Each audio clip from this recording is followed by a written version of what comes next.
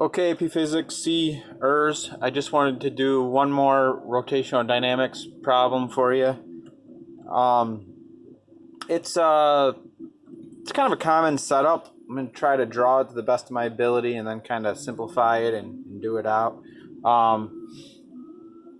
It's kind of like the one you have for homework, all right, where you have a pulley at the edge of a table. All right, so this is a pulley of some kind. All right, string going around it to a hanging mass. All right, and but the difference here is this: the other end of the pulley is not a mass on a track; it's actually wrapped around on a disc here, right? So it's like the string's wrapped around this disc, and then it goes out. Let me redraw this pulley here. It goes out over this pulley and down. So as the mass falls here, this is on some sort of turntable. As the mass falls here, right, it's going to unwind the string off of this mass here. So we have actually two pulleys here. We have a little pulley and a big pulley. Both are discs. And then sometimes what they'll do is it won't be a disc. They'll make it a sphere, string wrapped around a sphere. So that has a different moment of inertia. In fact, you know what? I'm going to change it to a sphere just to be wacky. All right, it's like wrapped around a globe here. All right, and we're going to release this mass. It's going to fall down. It's going to spin this globe. One thing they usually do is they allow this pulley to be massless. Massless and frictionless. They're usually not actually that mean where they have you factor both of these in here. So that means the tension in the string up to here going around this sphere, it's uniform, right? That's one thing they usually do just to make it a little bit easier. So the question becomes, determine the acceleration of the system as this unwinds. So I'm going to do this in terms of variables. I'm not going to give numbers here. I'm going to let this be little m, the hanging mass. I'm going to let the sphere have a mass of capital M and a radius of r. I'm going to give you the moment of inertia of a rotating sphere. It's 2 fifths. It's going to be a solid sphere. mr squared. All right, so that we're going to use. And now we proceed to draw a free body diagram for this and a force diagram for that. So let's start by drawing the force diagram for the sphere. So I'm going to kind of draw it from the top view, right? So you can see that sphere, right? Here's the rotational axis. The string's wrapped around it, and then it comes down, and it hits that other pulley here, and then starts to go into the board, okay? So that tension here, which is uniform throughout the string because I made this massless and frictionless. If this was not massless and frictionless, and I gave you, let's say, mass of the pulley, radius of the pulley, I would have to call this FT1 and this FT2 here. And I'd have to make a force diagram for the pulley as well. That would be significantly, it would just give us another Newton's second law equation. I'm not too concerned. So this is the top view of the sphere. I'm going to leave this massless and frictionless. The tension in the string is going to apply a torque to rotate this. It's like a ball, right? And there's a string around it. And I'm going to pull the string and it's going to turn the ball. And then the string is going to go down over pulling, and it's a mass. Somehow the ball has a axle through it or something to keep it spinning. It's kind of funny at basketball. My daughter and son, the youngest two, were in here messing around earlier and left the basketball at my feet. So anyway, force of tension is what's applying the torque to this. So torque net equals I alpha. All right, so it's the force of tension times the radius of the sphere. The distance to the center of the sphere is r. You might be asking yourself, what happened to that sine theta? Well, this force is like always tangent to the thing you're rotating. So it's that sine theta always becomes 1, so it disappears always. Equals I alpha, 2/5 capital M R squared times alpha. Now,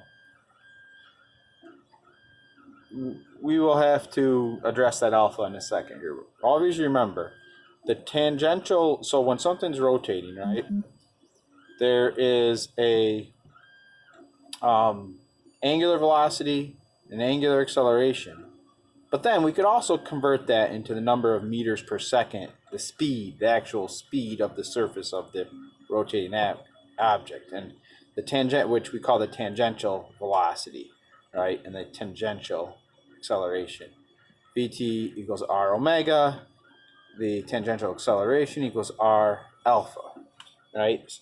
So in this case, that string's not stretching or anything. So whatever rate at which that string's coming off of the ball, that's the rate at which the mass is falling. So when we draw the force diagram from the side view here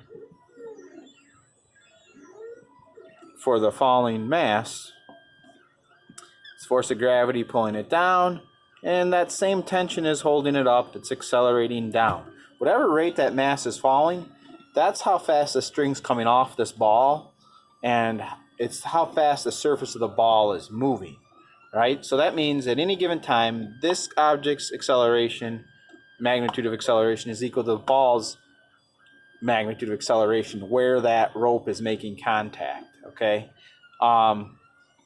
The velocity of the ball surface is also the same as the velocity of the falling object at any point in time. But keep in mind, it's got to be where that string is wrapped around, right? Because there's a weird thing where up here the ball's surface is actually moving faster or slower because it's a smaller circle. But anyhow, I digress. F net equals ma for this guy. All right, so I'm going to make down the positive direction here. I'm going to make that the positive direction. I've already done that here. So down's positive and clockwise is positive. So that makes our accelerations the same direction. Our force then is positive. Force of tension is positive. Acceleration is positive. And this force of gravity has to be our positive force if I'm saying down is positive. So it's going to be little mg minus ft equals ma. All right. Little m, big M. Little m, big M. Little m, big M. They're different, right? So make sure we are keeping that organized. Now, I've got two equations, two Newton's second law equations, but I have one unknown, two unknowns, three unknowns. Capital M, capital R, G, little m, those are all given. When I said let it be mass M, let it be mass R, and let it be mass little m, that's as good as giving you a number, okay? That is, it's that mass, whatever that might be. So those are given. In G, constants are given. So now I have to solve this. So this, I sometimes say, this is the equation that binds the two together. You're going to see this again when we do rotational kinetic energy. Rotational kinetic energy is actually a lot easier than these rotational Newton's second law. That'll make probably a lot more sense, be a lot easier to handle. But the same equation comes up in there where V equals R omega and A equals R alpha. So in this, A equals R alpha. Let's say let's say alpha equals A over R, where R is going to be the radius of this sphere, capital R. So I put that in here. I'm just going to erase that alpha and put in A over R because we get that awesome cancellation that occurs, right? This is great when this happens.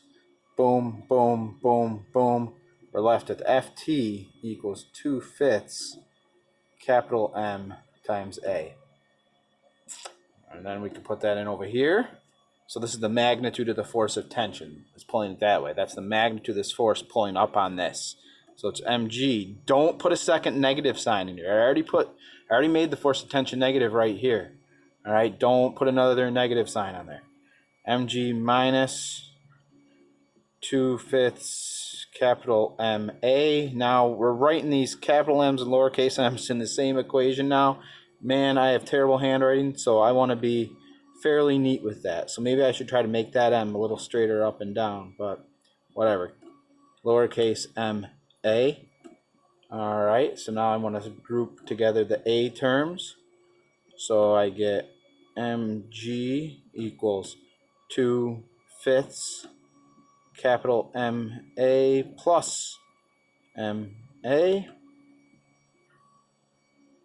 So again, group this together. A times 2/5 capital M plus M. There's little mg. I'm running out of space, but I'm gonna go over here in this little zone. All right. So I'll rewrite that equation really quick, or you know what? Why don't I just divide out the 2/5 capital M plus M equals A. Could I make that look a little nicer? I don't know. Is it worth it? Probably not. I would just leave it like that if I was you. That's the magnitude of the acceleration. If you wanted to figure out the magnitude of the force of tension, you would then have to go back in to this. So you'd have 2/5 capital M little mg over 2/5 big M plus M. I guess the 2/5 cancel there, I suppose. Is that right? I guess so. And you end up with big M little mg divided by big M plus little m. All right, so that's that. Any questions? Shoot me an email. Hopefully that makes sense. Oh, duh. No, that does not cancel, you fool of a toque. You doofus. 2/5 over 2/5. Sorry. Of course that doesn't cancel because there's not one right there either.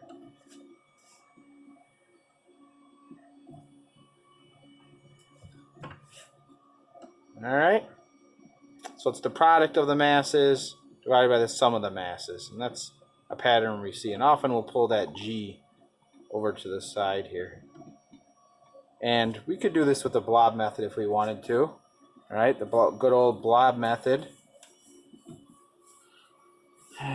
And the trick to the blob method with rotational mechanics is that the total mass it's not real. It's not actually the total mass. It's the mass, and then it's the mass of the rotating object, but you have to put the coefficient of the moment of inertia in there. So this really probably is not valid on short answer questions. That's very hand wavy. I just know that from doing it a bunch of times, that if you represent the total mass of the system as the regular mass plus whatever the coefficient from the moment of inertia is times the mass of the object, I know that's going to work.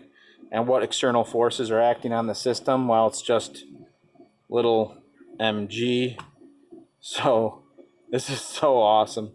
Little mg equals 2/5 m plus m times a. So a equals little mg divided by 2/5 big M plus little m. Look, we ended up there really quick. I just love that method. It always works. It really does. It actually makes even adding in the pulley quite easy as well. You do have to then go back and look at the force diagram here, though, if you want to write the force of tension, right? The force of tension is it's an internal force. The blob is this whole thing here, right? The force of tension is internal. We don't write it on here. and little mg. Then you would have to go back and set up Newton's second law for that object. But if you just want the acceleration of the system, use a blob method and be done with it if you need it. You know, works really nice. So that should help you with that supplemental problem.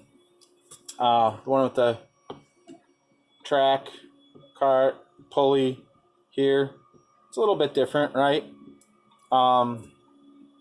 You can still use the blob method to get the acceleration, but if you're going to do it with all the force diagrams, you know, you got the mass on the track, you got the pulley, all right, you got this force of tension and this force of tension, so FT1, FT2, the pulling the cart is FT2, the hanging mass is FT1, and the hanging, I call us MH, call us MC, whatever. So you know, you have to set up Newton's second law and do it. If you're going to do the blob method, it's the mass on the track, which I call it the car, plus the hanging mass, plus 1/2 of the mass of the pulley. And then you have little mg pulling it all down, hanging mass, hanging weight pulling it down. Anyhow, take a look at that problem I just went through. See if you can do this homework. I'll write this up better on a solution for you once we get done with it, okay? Have a good night. See you guys. A good day, I guess.